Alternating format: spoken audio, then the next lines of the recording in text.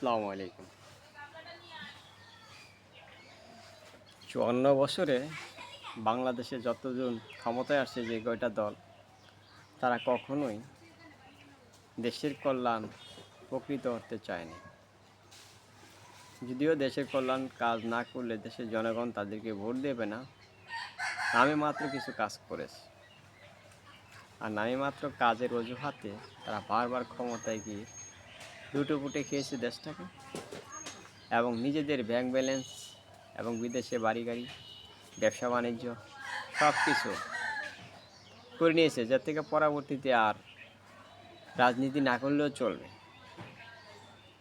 কারণ বাংলাদেশের রাজনীতিগুলো প্রত্যেকটা রাজনৈতিক দলের এটা একটা ব্যবসাতে পরিণত হয়েছে। কারণ দেশের কল্যাণে তারা রাজনীতি করে না। তারা যদি দেশের কল্যাণে রাজনীতি করতো, এই ৫৪ বছরে বাংলাদেশের অনেক পরে মালয়েশিয়া বাংলাদেশ থেকে অনেক উঁচু মানে চলে গেছে। কারণ তাদের নীতি, আদর্শ, সততা ও দেশপ্রেমিক নীতি নির্ধারণের কারণে তারা দেশ এত দূর এগিয়ে গেছে। আর বাংলাদেশ মালয়েশিয়ার থেকে অনেক উন্নত থাকার পরেও মালয়েশিয়ার চেয়েও অনেক অনেক পিছিয়ে আছে। কারণ বাংলাদেশের রাজনীতি হচ্ছে ব্যবসা। কারণ যে কয়টা দল ক্ষমতায় আসছে তারা শুধু খালি নিজেদের ব্যাংক ব্যালেন্স করার জন্যই তারা আসছে রাজনীতিতে। যদি দুর্নীতি, ঘুষ, চাঁদাবাজি, টেন্ডারবাজি বন্ধ হয়ে যায়, দেখবেন রাজনীতিবিদরা আর রাজনীতি করবে। ভালো লোকগুলা সামনের দিকে আসবে, আর খারাপ লোকগুলা সাইড হয়ে যাবে। যদি বাংলাদেশে সেই রাজনীতি ফিরিয়ে আনা যায়, সে সিস্টেম চালু করা যায়, তাহলে দেখবেন ঘরে ঘরে নেতা জন্মাবে না, আর ঘরে ঘরে ঘুষ, দুর্নীতি আর চাঁদাবাজির কোনো সুযোগ পাবে না। আর লুটে বুটে খাওয়ার সেই সুযোগ তারা প্রকৃত অর্থে বন্ধ করতে হবে। আর তা না হলে অনেক মূর্খের দলেরা বড় বড় লিডার নেতা হয়ে যাচ্ছে। নাম লিখতে গেলে কলম ভাঙে, এরকম বহুত নেতা দেখছি।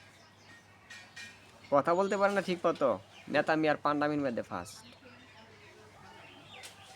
যদি চাঁদাবাজি, টেন্ডারবাজি এগুলো বন্ধ হয়, তাহলে বাংলাদেশের রাজনীতিতে সুন্দর একটা সুস্থ পরিবেশ ফিরে আসবে।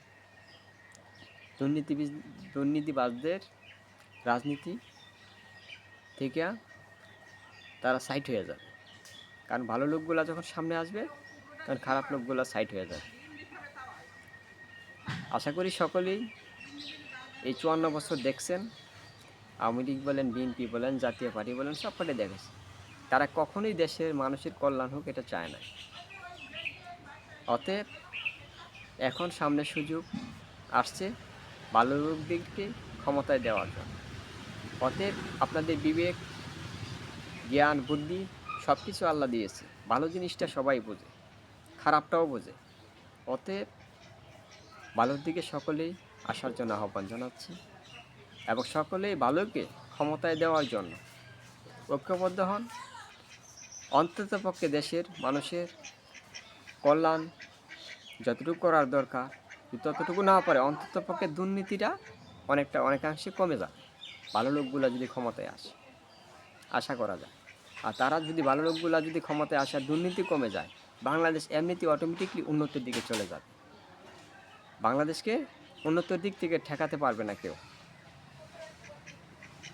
আশা করি সামনের সুস্থ নিরপেক্ষ নির্বাচনের জন্য যে পরিবেশ, সেটা সরকার অবশ্যই সেই পদক্ষেপ গ্রহণ করবে এবং তা বাস্তবায়নের জন্য সর্বাত্মক চেষ্টা করবে। এবং আমরা আশা করি বাংলাদেশ সরকার যেন সেই বিষয় দেশের মানুষের ভাষা বুঝে এবং ভারতের তাবেদারি এবং দালাল থেকে যেন বাংলাদেশকে মুক্ত রাখে, এবং বাংলাদেশের নিজস্ব যে একটা অ্যাবিলিটি, দক্ষতা, যোগ্যতা ও অভিজ্ঞতা দিয়ে দেশ পরিচালনার যে যোগ্য লোকগুলো রয়েছে, তারা সেই দক্ষতা, যোগ্যতা ও অভিজ্ঞতা দিয়ে তারা রাষ্ট্র পরিচালনা করবে, এবং কোনো রাষ্ট্রের তাবেদারি এবং দালালি করে নয়। দেশকে ভালোবেসে, দেশের মানুষকে ভালোবেসে এবং দেশের মানুষের কল্যাণের জন্যই তারা রাজনীতি করে এবং রাজনীতি করবে। আশা করি আপনারা সকলেই ভালো মানুষের পক্ষে আসুন, আহ্বান জানাচ্ছি।